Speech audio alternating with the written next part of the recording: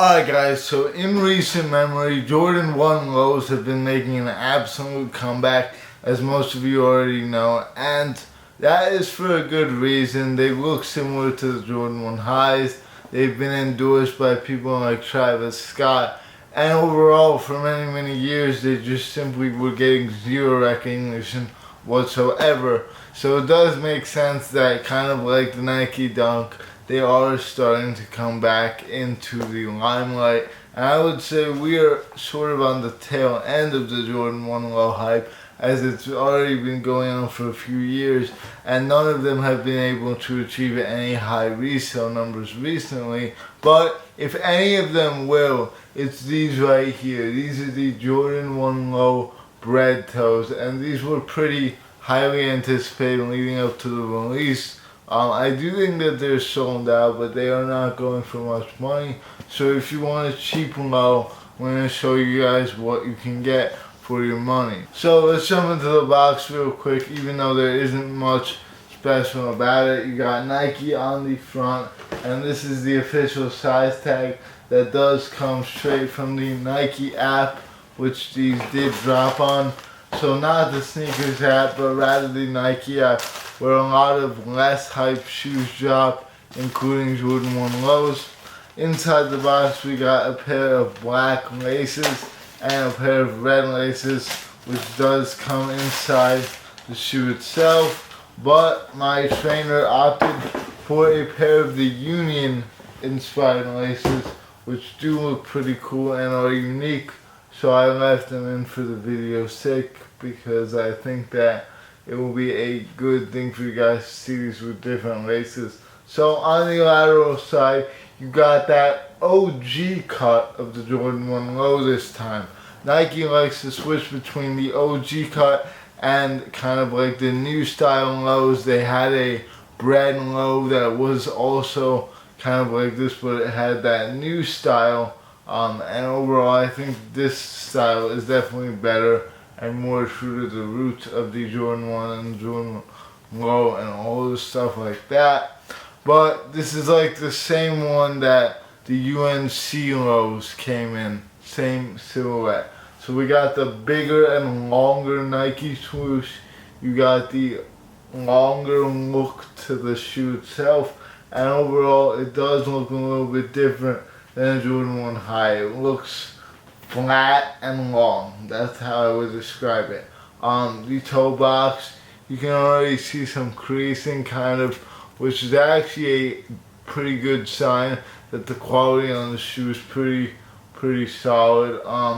You got the swoosh, you got the white panels, you got the black on the front with the red on the back, classic black toe color scheme. On the back you do have your Wings logo, which I know a lot of people are not the biggest fan of, but I think it looks pretty cool. The black and the red, can't go wrong with this colorway at all. And this is sort of like the Fragment Jordan 1 low colorway, especially with these cool laces in there. It looks like a red version of those Fragment lows. On the front you do got Nike Air, which is the coveted iteration of the tongue on the Jordan 1 lows. Thankfully they didn't mess up and opt for the Jumpman on the tongue, so that is definitely cool. Inside you also got Nike Air, as well as your size tag, and on the bottom you got a red outsole, which does match with the red on the heel of the shoe. Jumping over to the other shoe, same Union laces are in this one as well, but you got the exact same features. Nike Air on the insole, as well as the tongue tag, Wings logo on the back. And sizing wise, definitely go true to size on these. They do fit on the longer side, so I wouldn't say that you would ever really need to go up in sizing on a Jordan 1 low. That's just a good rule of thumb. I wouldn't advise anyone to go down either, to be honest. Just true to size. So I'm a size 10, and if I were to buy these, I would buy them rather in a size 10. Quality wise, not the best, but also pretty good compared to a lot of other Jordan 1s. You can tell that the leather does definitely react to touch very aggressively. Like, look at that. So that's not necessarily a good thing or a bad thing. It just means that they are on the softer side of the spectrum. But in terms of quality control, I gotta say these are pretty flawless. I don't really see any glue stains or anything like that, which is good. These are definitely a GR, so lots and lots of pairs are in circulation. I do believe that some malls actually still have these sitting in store.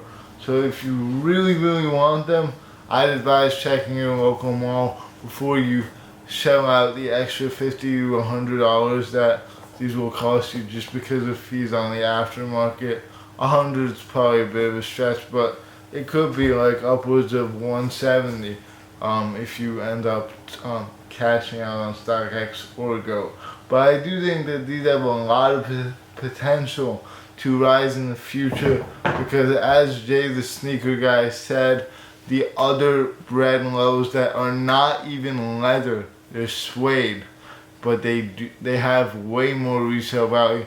But that's also just the state of the market right now. The market's pretty poor, which is unfortunate to say the least, but it's good for people who have some cash set aside for their sneaker hobby and they want to cash out on some cool personals. Me personally, I wouldn't wear these. They just don't have enough going for them. They're kind of boring in my opinion, but they are definitely a cool shoe for those of you guys who don't already have a red Nike low like I do. I have the St. John, so I don't really need another red low, but they are definitely cool. They're a great everyday beater. They are not very comfortable to me at all. That's another reason why I wouldn't really consider wearing them, but definitely a nice shoe for those of you guys who want a red low, and you can't go wrong at all. It's a clean pair. With that being said, more to come shortly. Thank you for watching. Take care, and I'll see you all later. Peace.